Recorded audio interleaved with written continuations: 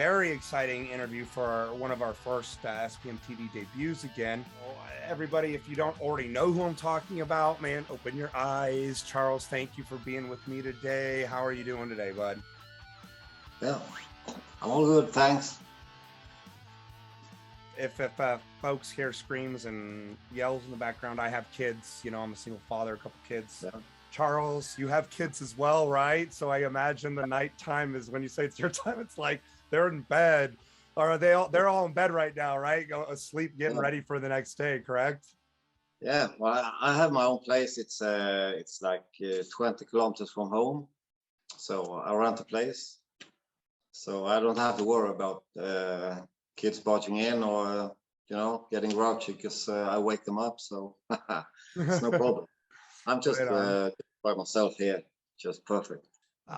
When did you first become interested in playing billiards? How old were you? I was about 14, and well, it just we didn't have phones and the technology then, so we had to do other things, and I just tried to play some with the friends, and well, just got stuck. It was really funny, and often it's a place where you meet friends, and when I started to get better, well, it was more interesting to more fun to play. What would you say inspired you to start playing pool more seriously? I always loved precision sports, golf, and all those single sports. So well, I thought it was fun. I did get better pretty fast, so well, I just enjoyed the game, and well, wasn't much else to do. So is there any specific pool player or professional in the billiards industry that you look up to? Well, today I have a few today. It's not easy to mention all of them, but most of them are today, and the number one is Florian Kohler for sure, because he's helped me out a lot. I have a lot of contact with him. He's helped me with my game. He did send me a cue when I lost all my other cues. He just contacted me and said, if you need a cue, I'll get you a cue. So he sent me one. It's just, and he's the biggest influence in the world in this industry. So and he's like you and me, your heart in the right place, with family first. It's just the best ambassador for the sport you can imagine. I follow a lot of your stuff. You just mentioned somebody else I follow too, Florian or Venom Kohler. And so you and him have like a working relationship with each other. You guys help each other out with shots maybe, or concepts or things like that. Or is it more of like a friendship that you guys are trying to be competitors in the industry? Or how does that work a little bit? I'd say it's more friendship and kind of inspire each other. We don't compete because he's on a different dimension. I mean, he's on top. No one can touch him up there. But then we have kind of the same attitude towards the game. It's the heart for the sport, and we do not like to copy others. We don't like to do our own things. And well, I would never compete against him. I would love to play him in 9-ball and other disciplines, but then in his game, he's going to eat me alive. I promise you. People don't understand how good he is. He is number one in the world, no doubt. But then to compete and get the rankings, it costs a lot of money, and he has to make his money elsewhere. So I think that's why he doesn't compete that much. But he does a lot. He does a lot of show stuff. Yeah. A lot of show stuff, like he's running the APA, and well, he's got a lot of things on his mind, so he doesn't have time, because you can't just go and compete. You have to practice. It's the setup shots. So, well, keep him as the number one I look up to for now. No, it was worse because I asked the coach if I could attend on his courses, and he said, "No, you can't because you don't have you don't have the talent the others have." So I had to play by myself for 2 years, alone, 8 hours a day, every day, and that's why I have my own style. It's not by the book. It's what I figure out. I figure out the way I should play with my style. So If you know, you said you'd play Kohler in 9-ball, you know, you'd like to. What is your favorite game in billiards? Is it straight pool? Is it 9-ball? What is it? well, I grew up with straight pool, and I think 8-ball is the easiest discipline, but I prefer 9-ball because you can do a lot of fun stuff with 9-ball. I would prefer that because, well, You said you started when you're 14. yeah. How long did it take to get to the point where you were confident making trick shots? So from age 14 up to what point in your life did you start really doing what you do now with the trick shots? When did that happen? It's well, it's a simple question really, because I did start playing when I was about 14, and then I quit playing after I think 10 years or so. So I didn't play for over 20 years. What made you want to start doing the trick shot stuff? Because it sounds like you also do the instructions and kind of give back to the community, because you didn't get that when you were younger. What made you want to start doing trick shot stuff and having fun with it? You know, I did play by myself, and if you play by yourself months, years, you know, it gets boring, really boring. So, and my game, when I play regular pool, I do these shots today with the amount of spin, and just for fun. And I figured I could try to invent some of my own shots. Unique. You have been on Good Morning America before, you know, where they're asking you. They're asking you probably the same kind of questions I'm asking you, and you're talking to millions of people, hundreds of millions of people on their shows, yet your home country is like, no. I mean, so obviously there's a cultural difference in your style versus what they're used to seeing, or your fun, your passion here with billiards than what people in your country are accustomed to. Now, you kind of answered one of the other questions in the past about doing instruction. So I'm a little more curious about that. Do you do instruction for both standard pool games as well as do you instruct people for doing trick shot stuff? Do you teach people how to do trick shots? As for now, it's just for standard regular playing to help players get better. Trick shots, it's kind of different. I feel it's if someone wants to get into that market, they have to put in the hours themselves. What do you do in your free time other than what you're doing now? Is that do you have time that you consider free time? Is what you do with trick shots, is this work or is this passion for you? I have a lot of free time. You know, I'm gonna go home. Gonna be home like 5:30 a.m. and the kids are gonna go up at 6 o'clock. Well, then I, you know, eat breakfast with them. Then I go to bed like 8 a.m. and then up like 1 p.m. I have just so little time with my kids, so they come first. So that kind of leads me into this. You're very family oriented, right? I think you post more photos and videos of all of your family, you know, and all the cool things you do. Your boy riding the dirt bike. That's really fun to watch. He's just improving and flying, you know. Yeah.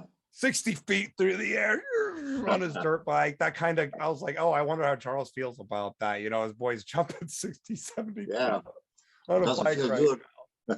It doesn't feel good. I'm Does it just so scare, nervous. does it scare you when he's doing so, that? yeah, it is. It is. Any I'm like accidents?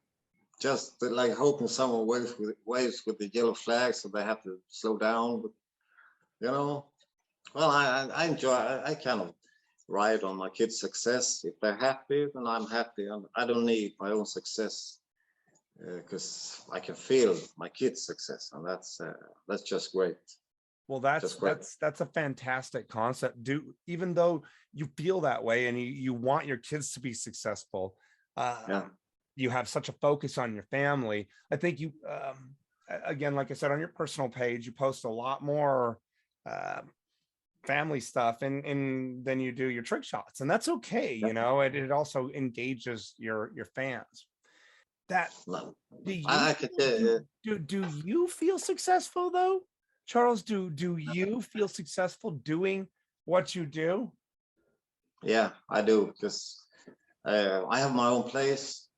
I can play. I have my family. Uh, I'm just happy with that. So to do what you love, that's a success if you are able to do it. Is anyone in your family, anyone of your kids following after your footsteps in terms of the billiards realm and trick shots and stuff like that? Any of your kids just crazy about being the next trick shot person to overtake, you know, Kohler as the number one? No, it's the girls that have a lot of school or work, and my oldest has well, yeah, he's got his bike, you know, he's flying around tracks, and my youngest son he's 14. He's got Down syndrome, so it takes a lot of more time. I need to be with him more. It's like 24/7. I have to be there for him to help him out. And well, at the beginning it was difficult at the beginning, but once you learn how the ways, it gets much easier. So, and he and I had the same birthday. Oh, I believe I've seen you post about that before, wishing him happy birthday. And it's tomorrow. It's tomorrow. Oh, well, yeah. Gosh darn it, Charles, happy birthday, man. You're giving me a birthday interview for SPM Magazine's SPM TV first, like, re-release. This is fantastic. Happy birthday, Charles. Early happy birthday. Thank you. Do you get to any charities do you help support groups that support children like your son with Down syndrome? Do you do any? I do. I'm in the group. I'm in the groups, and I help out the way I can. And you know, we have his daycare and the school.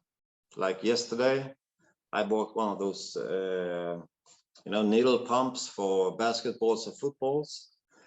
So I went to 2 places, just fill all the balls with air, because they were kind of flat, everyone, and just things like that. Just helping out. So you help out with time and little incidentals that they need help out. Okay. But if you could pinpoint and say, I wanted to do this when I was a kid, this is like my ultimate lifelong dream, what would that be? I actually didn't have any of those dreams, really. You know, I started working when I was 14. I had one dream, really, as I can remember. I did want to be the world's best in something. You know, I did get the bronze medal in the World Championships in pinball, actually, in Chicago, '94. So I won the Swedish championship, and then I went over to the States. switch gears. I'm kind of flipping back and forth here a little bit from, billiards to your personal life. Who are your sponsors right now for billiards? Because I think it's obvious you've clarified you don't do this specifically for a living, and this isn't the only thing you do. You have a job and a family you take care of. Who are your current sponsors? If people can't see them on your shirts already, could you just name them off for us? Who your sponsors are? Well, it's Diamond, of course, table, and BQ, and Navigator, IQ, then the Gloria Jeans Ride 9 Tour. We have Hall Q's. It's a Swedish guy. He was the first one to contact me and built me a queue, and we did go separate ways, but still he was my number one first believer. So well, it's a really good friend. I went with him to Norway, where I played a 10-ball tournament a couple of years ago and did an exhibition as well. Then there's Scandinavian Q Store, Florian Kohler, Abraham Diaz. We have Jolo and Company in Sweden. It's the biggest pool hall in Sweden. Nordic House, JW Forge, COO partner, and it's a Swedish word Vapensmeden. Those are the ones that provide me with this room I rent. So we got a fair price on that one. PRM Motorsports, and the one who Swedish trick shot artist as well. His name is Tom. He helps me with the cloth on the table. So. And what kind of cloth do you use on your table when you replace it? Is that something specific, or is it just whatever you can get at the point? It's also Simone's. So I have Ivan Lee sent me. This is an 860. Gonna change it to a 760 soon. Simone's, of course, and well, I hope I didn't forget them. Well, if you forgot them, you got them all over the wall in the back behind you too. I just, it's really nice sometimes because some of them might not have graphics or giving you stuff or whatnot. And, and I wanted to ask you about the cloth because who is it? They're not going to put their name on it, right? It's just right. So it's nice for you to actually talk about who your sponsors are.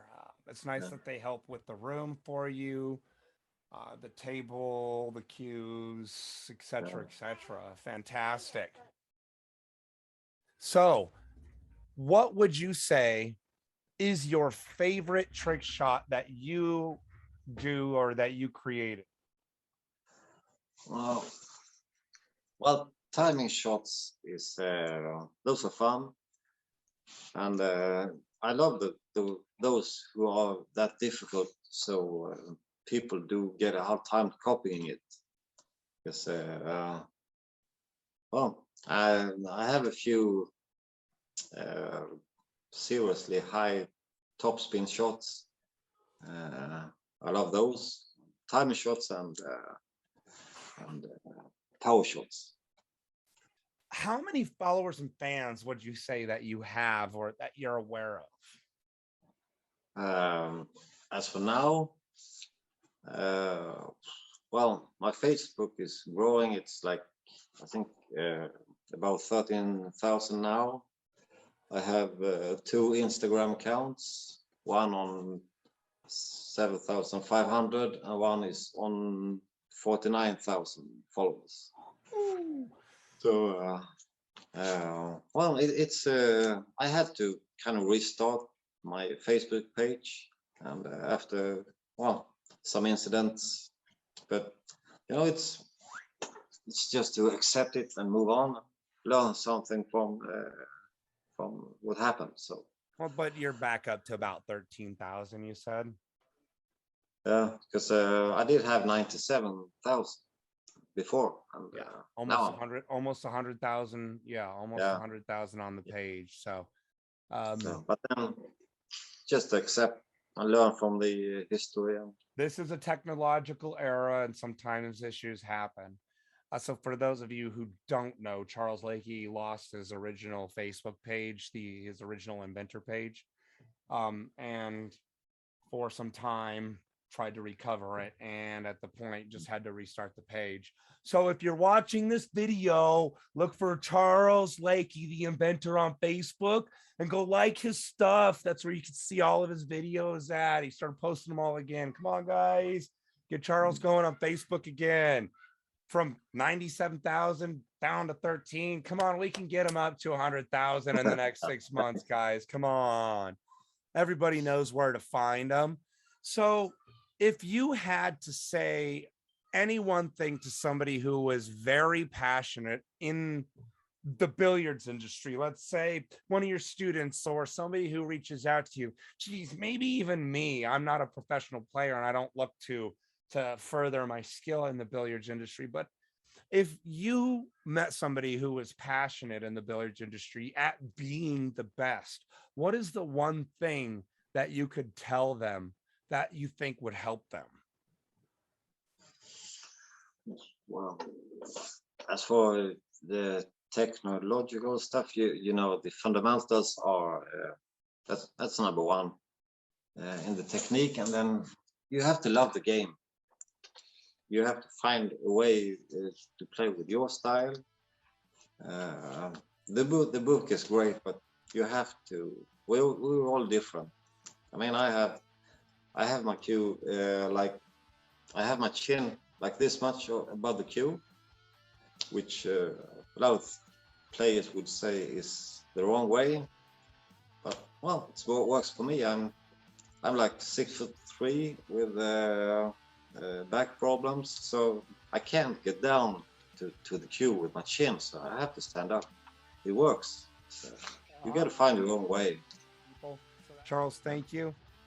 Thank you. And I hope everybody watching enjoyed the interview, and you have a fantastic evening. All right. You too.